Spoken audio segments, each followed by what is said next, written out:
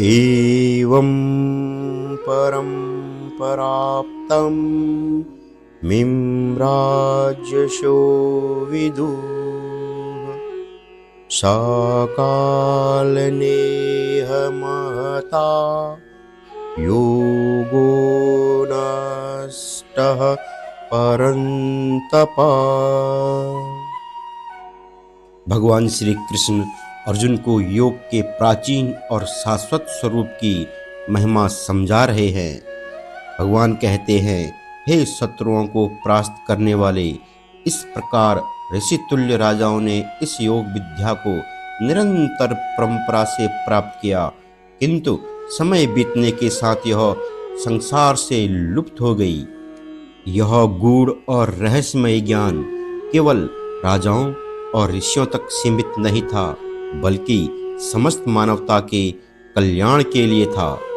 भगवान कहते हैं, योग का शाब्दिक अर्थ है जुड़ना।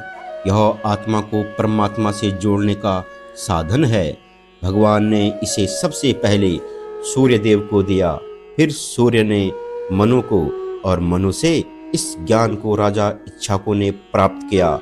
यह परंपरा एक राजश्री परंपरा थी, जिसमें राजधर्म और योग धर्म का संगम होता था।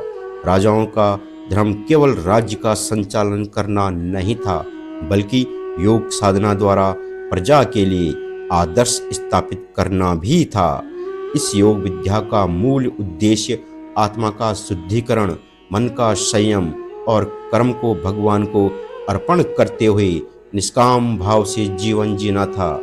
यह व्यक्ति को स्वार्थ और अहंकार से ऊपर उठकर उसे उसके सत्य स्वरूप से परिचित कराती थी। अब भगवान बताते हैं कि योग विद्या का पतन कैसे हुआ। भगवान कहते हैं, समय बीतने के साथ मानव स्वभाव में परिवर्तन आया। प्राचीन काल में जो ज्ञान साधना, निष्ठा और तपस्या पर आधारित था, वह धीरे धीरे भौतिक सुख सुविधाओं की चाह में होने लगा। राजश्री परंपरा जो ज्ञान के संरक्षण का माध्यम थी, राजनीति और स्वार्थ में लिप्त हो गई। परिणाम स्वरूप योग विद्या का स्थान केवल आधुनिक क्रियाओं और बाहरी कर्म कांडों ने ले लिया। लुप्त हो जाने का मुख्य कारण यह भी था कि लोग इसके मूल भाव और उद्देश्य को भूल गए। धर्म और साधना केवल प्रदर्शन का साधन बन गए। आध्यात्मिकता और योग जो आंतरिक विकास और शांति का साधन था, अब केवल एक विचारधारा बनकर रह गया। दोस्तों, हालांकि योग विद्या पूरी तरह से समाप्त नहीं हुई। समय समय पर महान संत और गुरु इस ज्ञान को पुनः जागृत करते रहे। भगवान श्री कृष्ण ने गीता में अर्जुन को योग का यह ज्ञान देकर इसे पुनः जीवित किया। इसी प्रकार आधुनिक युग में योग के प्रचार प्रसार में कई योगा आचार्यों का योगदान है। वर्तमान में योग केवल शारीरिक व्यायाम तक सीमित नहीं है। यह ध्यान, प्राणायाम और आंतरिक शांति प्राप्त करने का साधन बन गया है। प्राचीन काल की तरह आज भी इसका उद्देश्य व्यक्ति को उसके वास्तविक स्वरूप से परिचित कराना है। दोस्तों, आज के तनावपूर्ण जीवन में योग विद्या का महत्व और भी अधिक हो गया है। यह मनुष्य जीवन को मानसिक शांति, शारीरिक स्वास्थ्य और आत्मिक उन्नति का मार्ग दिखाती है। जब तक मनुष्य योग के मूल तत्वों को समझकर उन्हें जीवन में उतारेगा, तब तक यह विद्या जीवित रहेगी। श्रीमद् भगवद गीता के इस श्लोक के माध्यम से भगवान श्री कृष्ण हमें यह सिखाते हैं कि सच्चा योग समय और स्थान की सीमा से परे है। यह शाश्वत है और इसका अभ्यास करने वाला हर व्यक्ति इसे अनुभव कर सकता है। यह ज्ञान केवल किताबों में पढ़ने के लिए नहीं है, बल्कि इसे आचरण में लाकर जीवन को दिव्यता की ओर अग्रसर करने के लिए है। दोस्तों, प्राचीन काल में राजा महाराजा केवल अपनी प्रजा के शासक नहीं थे, बल्कि वे धार्मिक, दार्शनिक और योगिक ज्ञान के संरक्षक भी थे। इस युग में योग विद्या को युद्ध कला से जोड़कर देखा जाता था। भगवद गीता में भगवान श्री कृष्ण ने अर्जुन को योग की महत्ता का बोध कराया था। इसी प्रकार कई प्राचीन शासक अपने राज्य की रक्षा और शत्रुओं पर विजय प्राप्त करने के लिए योग विद्या का अभ्यास करते थे। योग केवल शारीरिक व्यायाम नहीं था, बल्कि मानसिक शांति, ध्यान और आत्म संयम का भी माध्यम था।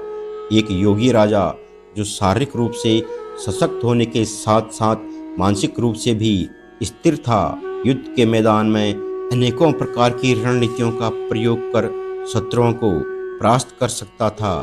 ध्यान और प्राणायाम के माध्यम से राजा अपनी एकाग्रता को बढ़ाता था, जिससे युद्ध की कठिनाइयों का सामना आसानी से कर पाता था।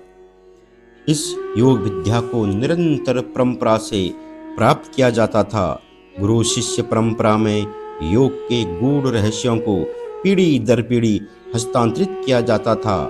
राजा महाराजा स्वयं भी योग के अभ्यास में गहरे व्यस्त रहते थे और अपने दीन दुखियों की सहायता करने के लिए भी इसका प्रयोग करते थे। इस प्रकार योग विद्या न केवल व्यक्तिगत उन्नति का साधन थी, बल्कि सामूहिक शक्ति का भी स्रोत थी। लेकिन जैसे जैसे समय बीतता गया, समाज में बदलाव आने लगा। आधुनिकता के आगमन के साथ ही विज्ञान और तकनीक के क्षेत्र में प्रगति हुई, जिससे पारंपरिक ज्ञान की महत्ता कम होने लगी। शिक्षण पद्धति में भी बदलाव आया, जिससे योग विद्या का गूढ़ ज्ञान और इसके गहरे अर्थ समाज में लुप्त होने लगे। और युद्ध के तरीकों में भी परिवर्तन आया।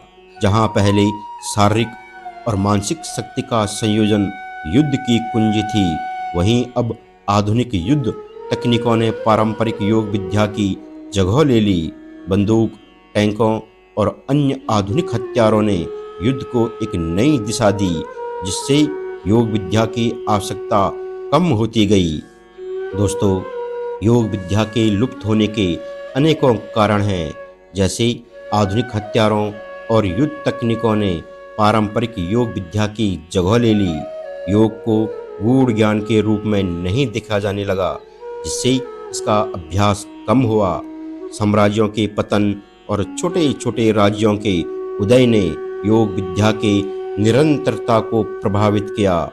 नई विचारधाराओं ने पारंपरिक योग विद्या की जगह नए मार्ग दिखाने लगे।